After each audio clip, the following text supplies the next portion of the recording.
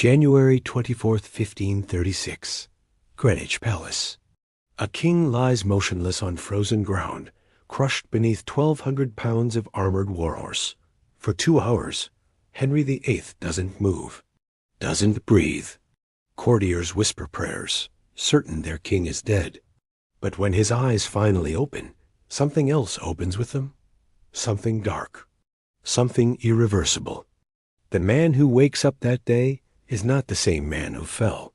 The Golden Prince of England, the Renaissance king who wrote poetry and danced until dawn, is gone. In his place rises a monster, a tyrant, a man who will behead wives, butcher advisors, and drown England in blood. And it all started with one fall, one moment, one catastrophic blow to the head that modern neuroscientists say shattered his brain and changed the course of history forever. Before we dive into the horrifying truth of what happened inside Henry's skull, do me a favor. Hit that subscribe button right now, because what you're about to learn could happen to anyone. One accident, one injury, one moment that changes everything. This is the story of the jousting accident that created a monster, and every single word of it is true. Before Henry VIII became a monster, he was a god. Picture this. It's 1509. An 18-year-old prince ascends the throne of England, and the entire kingdom holds its breath in awe. 6 feet 2 inches tall in an age when most men barely reached 5'7". Broad-shouldered, muscular, auburn hair that gleamed like spun gold in the sunlight. A face so beautiful that one ambassador wrote it would suit a pretty woman.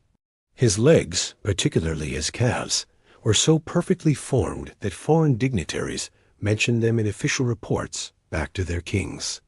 This was not just a monarch. This was an Adonis in a crown. But Henry's perfection went far beyond his looks. He was what the Renaissance called a universal genius. A man who could do everything and do it better than anyone else. He spoke fluent Latin, French, and Spanish. He debated theology with scholars and won. He wrote poetry that made ladies weep. At the virginals and the lute, his fingers moved with the grace of a master musician. He composed songs that his court sang for decades. Pastime with Good Company, his most famous piece, became the anthem of his golden years. He could sight-read complex musical scores and harmonize on the spot. When he sang, his voice filled the great halls of his palaces with a richness that moved listeners to tears. Then there were the sports. Henry didn't just play them, he dominated them. On the jousting field, he was unstoppable. Thundering down the tilt yard in full armor, lance leveled, he struck his opponents with devastating precision. He could hit an archery target from 220 yards away. At the tennis courts he built into his palaces, he moved with shocking speed and agility for a man his size. He wrestled. He hunted deer and boar with the stamina of a man half his age, riding for hours through dense forests without tiring. He even played football, ordering custom leather boots stitched specifically for the brutal Shrove Tuesday matches. His court was a paradise of excess and celebration. Masquerade balls that lasted until dawn.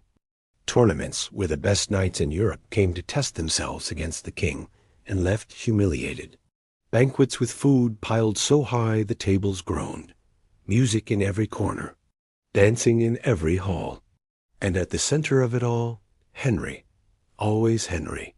Laughing, performing, winning, being worshipped.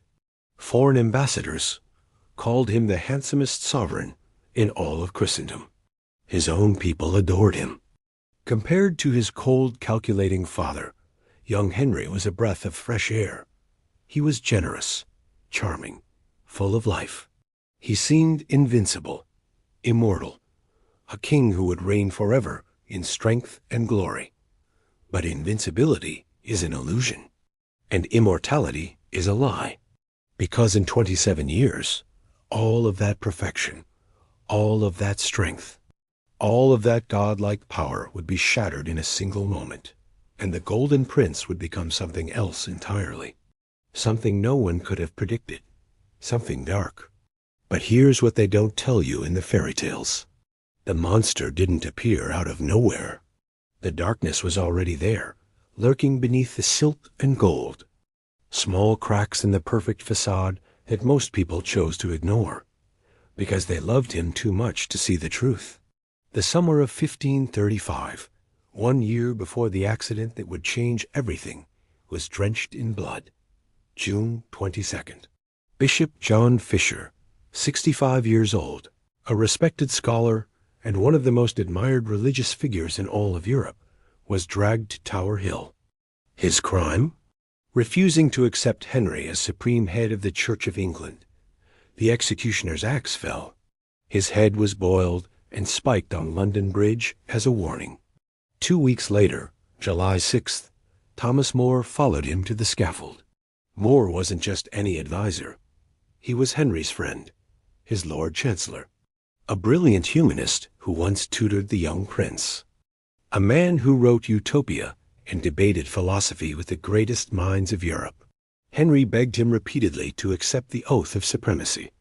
More refused, so Henry killed him too. Europe was shocked, appalled. The Pope condemned it. Foreign ambassadors wrote home in horror. Henry's reputation never recovered. But Henry wasn't finished. Between May 1535 and August 1540, 18 Carthusian monks were executed for the same refusal. Men of God known for their austerity and sanctity. They were hanged at Tyburn. But not just hanged. Drawn and quartered while still alive, disemboweled, their intestines pulled out as they screamed, their bodies hacked into pieces and displayed on gates around London as rotting trophies. The king even visited one monk, Sebastian Newdigate, in prison himself, tried to convince him personally to submit. When Newdigate refused, Henry signed his death warrant without hesitation. And then there was Catherine, his first wife, his queen for 24 years, the woman who stood by him, bore him a daughter, loved him faithfully. When Henry decided he wanted Anne Boleyn instead, he didn't just divorce Catherine. He destroyed her, ripped away her title, declared their daughter Mary a bastard, stripped Mary of her inheritance and her legitimacy, forced Catherine into isolation in damp, cold castles far from court, forbade her from seeing her own daughter. Not even letters were allowed between mother and child. Catherine spent her final years confined to a single room, wearing a hair shirt, fasting, attending Mass alone. She died in January 1536, broken and abandoned. Henry refused to let Mary attend her mother's funeral. This was the Golden Prince, the Renaissance king, the man his people adored. And this was before the accident, before the fall, before his brain shattered inside his skull. So yes, Henry had darkness in him, a capacity for cruelty that most chose to overlook, because he smiled so beautifully and sang so sweetly.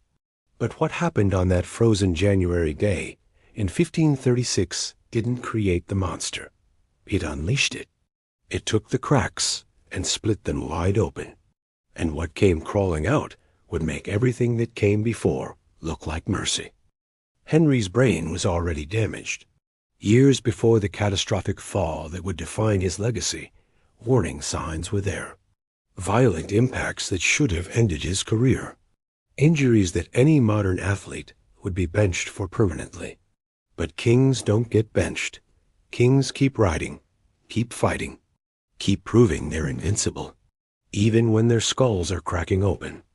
March 10th, 1524. Westminster Tournament Grounds. 32-year-old Henry charges down the tilt yard toward the Duke of Suffolk, his closest friend and brother-in-law. The thunder of hooves, the roar of the crowd. Then Henry makes a fatal error. He forgets to lower his visor. The wooden lance strikes him directly above the right eye, on the exposed brow beneath his helmet's defense. Splinters explode. The impact snaps his head back. Wood fragments fill his helmet, cutting his face. Spectators scream. The Duke of Suffolk goes white with horror. He nearly killed the king. Armorers are blamed. The crowd panics. But Henry waves them all away. Insists it was his own fault. Claims he's fine. He wasn't fine. The headaches started immediately. Crushing migraines that would plague him for the rest of his life. In modern terms, he'd suffered a concussion. Brain tissue bruised. Neural pathways disrupted. But there were no CT scans in 1524. No protocols for traumatic brain injury. No mandatory rest periods. So Henry mounted his horse and jousted again the same day. 1 year later, 1525, while hunting, Henry decides to show off his athleticism. He grabs a pole and attempts to vault over a ditch. The pole snaps beneath his weight. He plummets headfirst into the clay bottom. His face slams into mud and water. He can't breathe. Can't move. His armor pins him down like an anchor. If his footman hadn't leaped in and yanked his head free, Henry would have drowned in 3 feet of water. Witnesses reported he was unconscious. Brief, yes. But any loss of consciousness means severe trauma.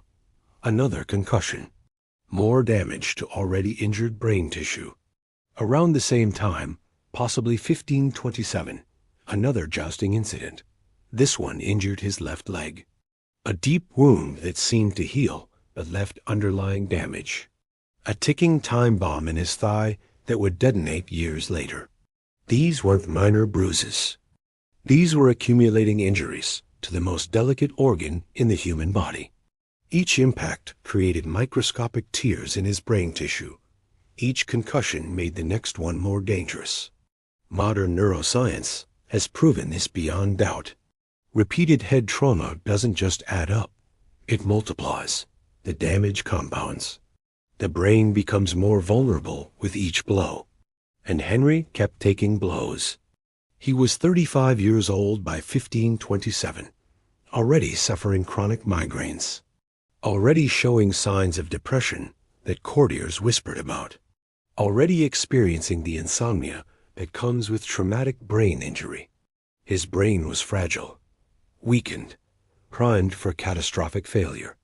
All it would take was one more fall, one more impact, one moment where luck finally ran out. That moment was coming, and when it arrived, it wouldn't just hurt Henry. It would drown England in blood. January 1536. The palace at Greenwich is suffocating with dread. Anne Boleyn is pregnant again, maybe 15 weeks along, and everyone knows this is her last chance. 3 years of marriage to Henry, 1 living daughter, multiple miscarriages or stillbirths that courtiers whisper about in corners. The pressure is unbearable. Give him a son or lose everything. The king has already moved on. Jane Seymour, pale and submissive and everything Anne is not, sits in the queen's apartments that used to belong to Catherine. Henry visits her there, openly, shamelessly. Anne knows. Everyone knows. The humiliation burns like acid. Their marriage, once so passionate it tore England apart and split the church in two, has become a battlefield. They fight constantly. Explosive arguments that shake the palace walls. Anne's jealousy, which Henry once found charming, now exhausts him. Her sharp tongue, which once made him laugh, now grates on his fraying nerves. She accuses him of infidelity. He accuses her of failing him. The storms between them grow darker, more frequent, more vicious. But they also had moments of sunshine. Even in autumn 1535, ambassadors described them as merry together, laughing, dancing, touching. Their relationship was volatile, yes, but volatility isn't the same as hatred. Not yet. Henry was changeable, moody, difficult. But he hadn't given up on Anne. Not completely. Not while she carried what might be his son. Then Catherine of Aragon died. January 7th, 1536. Henry's first wife, exiled and broken, finally released from her suffering. Henry celebrated. Wore yellow. Paraded Elizabeth around court like a trophy. And must have felt relief washing over her like cold water. The rival queen was gone. Now there could be no question about legitimacy. No more whispers about curses. This pregnancy would work. It had to work. But something was wrong with Henry. The headaches were worse. The insomnia kept him pacing his chambers until dawn. His leg throbbed constantly from the old jousting wound that never quite healed. He was irritable, quick to rage, quick to paranoia. The pressure of producing an heir, the weight of breaking with Rome. Greenwich Palace, January 24th, 1536, 4 in the afternoon. The tilt yard is packed with nobles in their finest silks and furs, courtiers jostling for position, ladies clutching each other's arms in anticipation. Anne Boleyn sits in the royal box, her hands resting on the curve of her belly. She watches her husband prepare to ride. Henry is 44 years old, too old for this. Everyone knows it, but no one dare say it. He insists he's still the champion he was at 20, still the strongest man in England, still untouchable. So they strap him into 90 pounds of steel plate armor, helmet, breastplate, gauntlets, greaves, layer after layer, until he can barely move under the weight. His squires heave him onto his destrier, a massive war-horse bred for war. The animal itself wears armor, steel barding that adds hundreds more pounds. Together, horse and rider form a moving fortress of metal hurtling toward collision. The opponent waits at the opposite end of the tilt, lance ready, visor down. The rules are simple. Charge, strike, unhorse your enemy, or be unhorsed. This is what Henry lives for. The thunder, the glory, the moment when everything becomes violence and speed. The flag drops. Henry digs his spurs into the horse's flanks. The beast explodes forward. 30 miles per hour. Faster. The ground shakes beneath pounding hooves. His opponent mirrors him from the other side of the wooden barrier that divides them. Two titans of steel on a collision course. Henry lowers his lance, steadies his aim, leans forward in the saddle. This is the moment. This is where he proves he's still. The lance hits him. Full force, dead center in the chest. The impact is catastrophic. The lance doesn't glance off. It plants. It drives. It transfers thousands of pounds of kinetic energy directly into Henry's armored body. He's lifted, torn backward, separated from the saddle like a child's toy ripped from their hands. For a fraction of a second, he's airborne, weightless. Then gravity remembers him. He hits the frozen ground back first. The armor absorbs some of the shock, but not enough. Not nearly enough. The wind explodes from his lungs. His head snaps back inside the helmet, skull cracking against steel. Then comes the nightmare. The horse, already off balance from losing its rider, stumbles, falls. 1,200 pounds of armored warhorse topples sideways and lands directly on top of the king. The crunch is audible even over the screaming. Ribs compress. Armor dents inward. His left leg, already weakened from old injuries, is crushed beneath impossible weight. But worse than any of that is what happens inside his skull. His brain, already damaged from previous concussions, slams forward against the front of his cranium and rebounds backward, then forward again, tearing, bruising, hemorrhaging, axons shearing apart like threads snapping under tension. And then silence. Henry VIII doesn't move, doesn't breathe, doesn't respond to the hands trying to lift the horse off him, to the voices screaming his name, to the world that has suddenly frozen in absolute terror. Because the King of England is gone, 1 minute passes, then 2, then 5. Henry doesn't stir. His chest barely rises. His eyes stay closed behind the visor. Courtiers are shouting, pulling at the horse, trying to drag the massive animal off the king's body. When they finally roll the beast away and pry open Henry's helmet, his face is deathly pale, his breathing shallow, his pupils unresponsive. Someone runs to fetch physicians. Someone else dispatches riders to spread word throughout the palace. The tilt yard has gone silent, except for desperate whispers, and the sound of armorers frantically removing layer after layer of dented steel from the king's crushed body. They work with shaking hands. One wrong move could finish what the fall started. 10 minutes. 15. 20. Henry remains utterly still. His lips don't move. His eyes don't open. In the medical understanding of 1536, this means nothing good. No one has words for traumatic brain injury. No concept of concussion protocols. No understanding that inside Henry's skull, his brain is swelling, bleeding, dying. All they know is their king might never wake up. And if he dies here, in the dirt of a jousting yard, England dies with him. No male heir. No clear succession. Civil war waiting to explode. 1 hour passes. Word reaches Anne Boleyn. The Queen, heavily pregnant, receives the news that her husband has been crushed by his warhorse and lies unconscious. The shock hits her like a physical blow. Her hands fly to her belly. Her face drains of color. Everything she's endured, every humiliation, every risk, every gamble hinges on Henry living. If he dies now, she's finished. Princess Mary becomes queen. Catherine's supporters tear Anne apart, and the child in her womb becomes irrelevant. Worse than irrelevant, the terror consumes her. The what-if spiral out of control. Her body responds the way bodies do under extreme stress. Something tears inside. Something lets go. The cramping starts hours later. The pregnancy that was supposed to save her is beginning to end. 120 minutes of silence. Modern doctors will tell you that 5 minutes of unconsciousness indicates severe trauma. 10 minutes suggests catastrophic brain injury. 2 hours should mean death or permanent vegetative state. But Henry is king. Kings don't follow normal rules.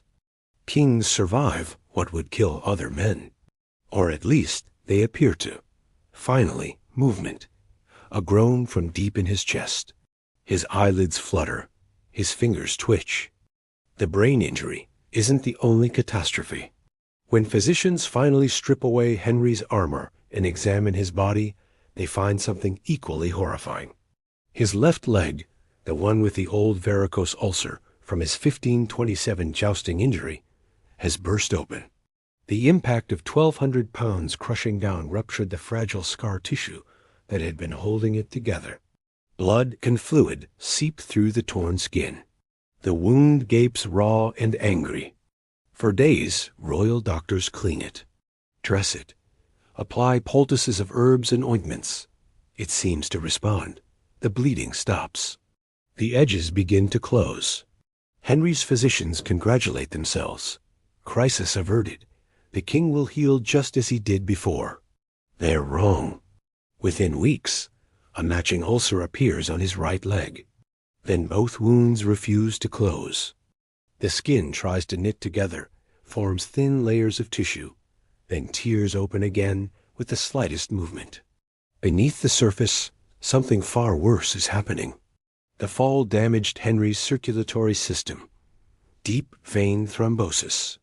Blood pooling in his legs instead of flowing properly. The tissue isn't getting enough oxygen. Without oxygen, wounds can't heal. They just fester. By February 1541, the French ambassador describes Henry's condition in a letter that makes even modern readers wince. The ulcers have become fistulas, tunnels of infection burrowing deep into the muscle tissue. When the surface skin closes over, trapping the infection inside, the pressure builds until Henry can't speak. His face turns black. He nearly suffocates from the toxins backing up into his system. Physicians have to lance the wounds repeatedly, draining pus and dead tissue, cauterizing the raw flesh with red-hot irons while Henry screams. The agony is unimaginable, constant, unrelenting. No morphine, no anesthesia. Just pain that never stops. The infection spreads to the bone. Fragments of necrotic tissue break away inside his legs. His physicians can feel them through the skin. Sharp edges of dying bone grinding against muscle with every step. By 1538, splinters work their way to the surface and have to be pulled out with forceps. The smell is reportedly unbearable. Rotting flesh. Gangrene threatening to consume his entire lower body. And Henry can't move anymore. The man who once danced until dawn, who hunted for 12 hours straight, who dominated every tournament, is now trapped in his own decaying body. Walking becomes torture. Standing becomes impossible. Servants carry him in specially designed chairs. They use hoists and pulleys to lift his increasingly massive frame onto horses he can no longer mount himself. His world shrinks to the distance between throne rooms and bedchambers. Without exercise, his weight explodes. The athletic physique that made ambassadors swoon melts into obesity. His diet doesn't change. Still massive quantities of meat, wine, sugar, pastries. But now, those calories have nowhere to go. They just accumulate. Layer after layer of fat, burying the golden prince beneath rolls of flesh. By the 1540s, his waist measures 54 inches. His armor has to be constantly reforged, each version larger than the last. He becomes grotesque, unrecognizable. A walking corpse whose legs are literally rotting off, while the rest of him swells like a balloon ready to burst. While physicians fuss over Henry's crushed leg and battered ribs, the real catastrophe is happening where no one can see it. Inside his skull. Behind the bone and flesh that seem perfectly intact on the outside, his brain is tearing itself apart. When Henry's head slammed backward into his helmet during the fall, his brain didn't stop moving. It kept going. The soft tissue crashed forward against the front of his skull with tremendous force. Then, like a ball bouncing off a wall, it rebounded backward and slammed into the rear of his cranium. Forward, backward, forward, backward. The delicate neurons stretching and snapping like rubber bands, pulled too far. Blood vessels rupturing. Microscopic hemorrhages blooming throughout the white matter. This is what modern neurologists call diffuse axonal injury. DIE, one of the most devastating forms of traumatic brain injury that exists. Axons are the long thread-like structures that connect neurons to each other. They're how your brain cells communicate, how thoughts form, how memories are stored and retrieved, how you control your emotions and impulses. When axons tear, those connections break. Permanently, the damage spreads like cracks in ice. Not localized to one area, but scattered throughout the brain in patterns that can't be repaired. Over 90% of people with severe DIE never wake up from their comas. The ones who do rarely recover fully. Something fundamental has been destroyed. Henry was unconscious for 2 hours. In modern emergency medicine, that duration of unconsciousness screams catastrophic brain trauma, the kind that should leave you vegetative. But Henry woke up, walked, talked, seemed recovered.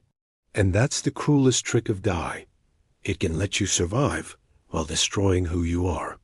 In 2016, researchers at Yale University published a groundbreaking study in the Journal of Clinical Neuroscience. Neurologists Mohammed Kaiser Ikram and his team analyzed Henry's documented medical history, his letters, eyewitness accounts from ambassadors and courtiers, anything that could paint a picture of his neurological condition. Their conclusion was stunning. Henry VIII suffered from traumatic brain injury, consistent with repeated concussions. The same type of brain damage that destroys NFL players. The same progressive degeneration seen in boxers and hockey players who take too many hits to the head. The frontal lobe, the part of your brain responsible for impulse control, emotional regulation, strategic thinking, and personality itself, was almost certainly damaged. Modern imaging technology would likely show lesions, atrophy, dead tissue where living neurons used to be. But in 1536, No one could see inside Henry's skull. All they knew was that the king seemed different, off somehow, more irritable, more forgetful, more prone to sudden rages that came from nowhere and vanished just as quickly. The researchers compared Henry's symptoms to clinical definitions of TBI: memory problems, explosive anger, inability to control impulses, chronic headaches, insomnia, depression, difficulty articulating thoughts. Every single symptom matched. The evidence was overwhelming. Henry VIII didn't just break his leg that day in January 1536. He broke his mind. And unlike bones, minds don't heal. They just deteriorate, slowly, inevitably, until the person you were is gone completely, replaced by something darker, something monstrous, something that can't be reasoned with or controlled. In February 2016, a team of neurologists from Yale University published findings that would vindicate centuries of speculation. Mohammed Kaiser Ikram and Fazl Hakim Sayyad, working under behavioral neurologist Arash Saladini, conducted the first systematic neurological study of Henry VIII's medical history. They analyzed his letters, ambassador reports, court documents, anything that documented his behavior and health. Their conclusion, published in the Journal of Clinical Neuroscience, was definitive. Henry VIII suffered from traumatic brain injury consistent with repeated concussions, the same type of damage that destroys modern NFL players and boxers. The evidence was overwhelming. Every single symptom Henry displayed after 1536 matches the clinical profile of moderate to severe TBI. Memory loss, the most common cognitive impairment in closed head trauma, occurs in 20 to 79% of cases, depending on severity. Henry had it. Explosive anger and inability to control impulses. Classic frontal lobe damage affected 60% of TBI patients. Henry demonstrated it constantly. Chronic headaches plagued nearly all TBI survivors. Henry complained about them for the rest of his life. Insomnia disrupted sleep patterns in 80% of people with brain injuries. Henry paced his chambers all night, unable to rest. Depression develops in over half of all TBI cases, especially when frontal lobe damage is involved. Henry sank into black moods that lasted weeks. Difficulty articulating complex thoughts, a symptom of damage to language processing centers in the left frontal cortex, appeared dramatically after 1536. The eloquent king who debated theology suddenly struggled to finish sentences. But here's where it gets even more interesting. The Yale researchers proposed that Henry might have also suffered pituitary damage from the repeated head trauma. The pituitary gland sits at the base of your brain, right behind your eyes, in a vulnerable position. When your brain slams forward during impact, the pituitary can be crushed or sheared away from its blood supply. This causes hypopituitarism, a condition where the gland stops producing crucial hormones, including testosterone. Low testosterone explains Henry's reported sexual dysfunction in his later years, and bullying allegedly mocked his inability to perform. Catherine Howard's testimony suggested similar problems. Modern athletes with traumatic brain injury frequently experience erectile dysfunction and low libido due to pituitary damage. Henry's symptoms fit perfectly. The rage, the depression, the physical deterioration, all amplified by hormonal collapse. Modern research on traumatic brain injury confirms what the Yale team discovered. TBI doesn't improve with time, it deteriorates. The damaged neural pathways continue degenerating. New symptoms emerge years after the initial injury. Cognitive decline accelerates. Behavioral problems worsen. The brain tissue that died during the impact can't regenerate. It just creates more problems as the surrounding tissue tries to compensate and fails. Athletes today are monitored obsessively after concussions, removed from play, given cognitive tests, scanned repeatedly, placed in dark rooms until symptoms resolve. Henry jousted the same day. He took a lance through his open visor. He mounted horses weeks after being crushed unconscious for 2 hours. He accumulated trauma upon trauma upon trauma with zero understanding of what it was doing to his brain.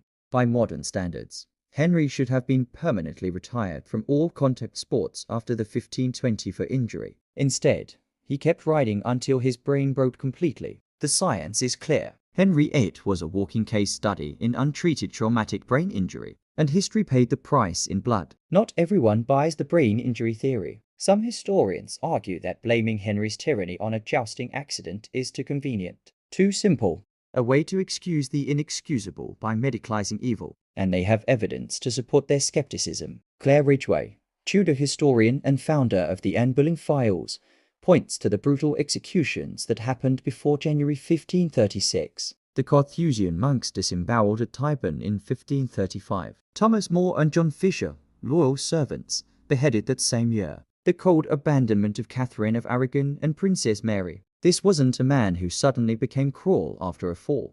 This was a man who'd already demonstrated capacity for monstrous behavior. Even more compelling is the timeline. Letters from 1534 and 1535, analyzed by medical researchers, indicate Henry's personality change began before the famous jousting accident. He was already showing signs of irascibility and mood instability a full year or two before he hit the ground. One published hypothesis in medical literature suggests the transformation started insidiously in 1534, became drastic in 1535, and was already well underway when the horse crushed him in 1536. If that's true, the accident didn't create the monster. It just made an existing problem worse. Some scholars also dispute the 2-hour unconsciousness claim itself. They argue the evidence comes from potentially unreliable sources, possibly exaggerated by later accounts mixing up different incidents. Rumor gossip versus documented fact. If Henry wasn't unconscious that long,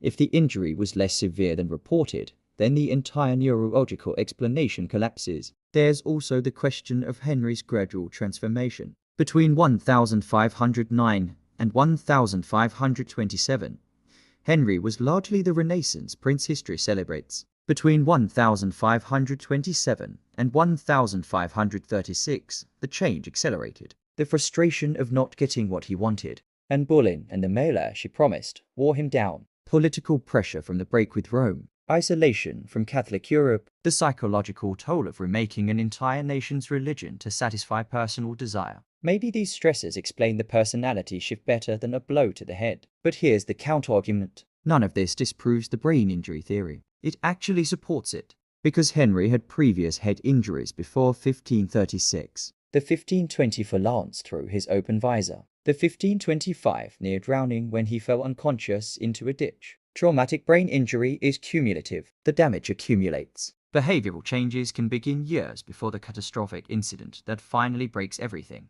The 1536 accident wasn't the first injury. It was the last straw. And yes, Henry showed cruelty before 1536. But there's a difference between calculated ruthlessness and erratic, impulsive violence. Early Henry executed people for strategic political reasons. Later, Henry executed them on whims, paranoia, and emotional spirals he couldn't control. The quality of his cruelty changed. The frequency increased. The randomness became terrifying. Modern understanding of TBI explains this perfectly. You can have subclinical brain damage for years, showing subtle personality changes, increased aggression, mild cognitive issues. Then one final impact pushes you over the edge into full symptomatic deterioration. Henry's timeline fits this pattern exactly. So the debate continues. Was Henry always a tyrant waiting to happen? Or did repeated blows to the head transform a complex, flawed man into something genuinely monstrous? The truth is probably both. The darkness was there. The injury made it unstoppable. By the 1540s, Henry VIII is barely recognizable as human. A golden prince who once turned heads across Europe has been consumed by his own rotting body. His final suit of armor, commissioned in 1544, tells the horrific story in cold measurements. Waist circumference 52 inches, up from 32 in his youth. Weight estimated at over 300 pounds. But it's not just obesity. It's the quality of that flesh, swollen, diseased, decaying from the inside out. He can't walk anymore. The chronic osteomyelitis, bone infection spreading through his legs, makes standing unbearable. From 1540 onward, he uses a staff. By 1542, even that isn't enough. Servants construct special chairs equipped with poles, so 4 men can carry him through his palaces like cargo. Mechanical hoists and pulleys lift his massive bulk onto horses he can no longer mount himself.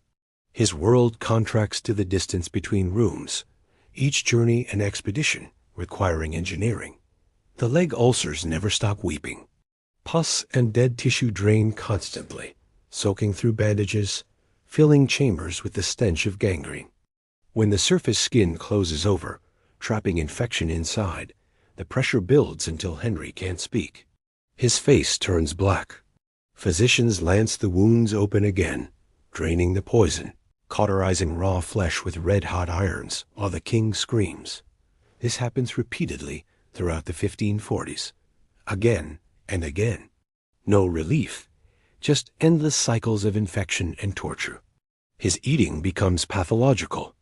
Unable to exercise, refusing to reduce portions, Henry consumes staggering quantities of meat and wine daily. Ambassadors report he's often a completely different person in the morning than after dinner. The food and alcohol swing his moods violently. Pleasant at breakfast, murderous by evening. His moon face, swollen and pale, buries his once striking features. His small eyes disappear into puffy flesh. His breathing grows labored. He sleeps propped on multiple pillows because lying flat makes him feel like he's drowning in his own fluids. The paranoia intensifies. By 1546, Henry sees conspiracy everywhere. Trusted advisors become suspects. Longtime friends become traitors. He orders executions, then changes his mind hours later, confused about why he gave the order. His memory is almost completely gone. He forgets conversations from yesterday, repeats himself constantly, signs documents he has no recollection of signing. The strategic political mind that once manipulated European powers now struggles to follow basic logic. Depression consumes his final year. Long periods where he refuses to see anyone, eat anything, or leave his chambers. The mal d'esprit that started after the accident has become his permanent state. His body is failing. His mind is gone. And somewhere deep inside, he must know it. Must feel the Renaissance prince he was dissolving into this grotesque parody. January 28th, 1547. Around 2 a.m. Henry VIII dies at Whitehall Palace. The official cause is renal and liver failure, complicated by morbid obesity and chronic infection. He's 55 years old. His legs are rotted through with gangrene. His brain is soup. His body is a monument to what one fall, one jousting accident, one moment of bad luck can do when left untreated for 11 years. Here's what keeps historians and neurologists awake at night. One fall, one moment, one piece of bad luck, and the entire trajectory of English history changed forever. Henry VIII didn't choose to become a monster. His brain made that choice for him after it got shattered inside his skull. And that's the terrifying lesson we still haven't learned 500 years later. Brain injuries fundamentally alter who you are. Not superficially, not temporarily, permanently. The neurons that made you kind can be severed. The impulse control that kept you civilized can vanish. The memory that defined your identity can dissolve, and you're powerless to stop it. Modern athletes know this now. Football players, hockey players, boxers, all living with the ticking time bomb of chronic traumatic encephalopathy. Their personalities changing, their impulses uncontrollable, their memories failing. Just like Henry, the same damage, the same deterioration, the same transformation from human to something else. Henry VIII proves that history isn't just made by choices and politics and wars. It's made by biology, by physics, by the fragile 3-pound organ sitting inside your skull that controls everything you are. One impact can rewrite nations. One concussion can execute thousands. One jousting accident can split a church, behead queens, and drown a kingdom in blood. That's how delicate we are. That's how easily everything can break. Think about the people who died because Henry's brain got damaged. Anne Boleyn, Catherine Howard, Thomas Cromwell, Thomas More, John Fisher, 18 Carthusian monks. Countless others whose names history forgot. They didn't die because of politics or religion or strategic necessity. They died because a horse fell on a king and destroyed the part of his brain that regulated mercy and reason.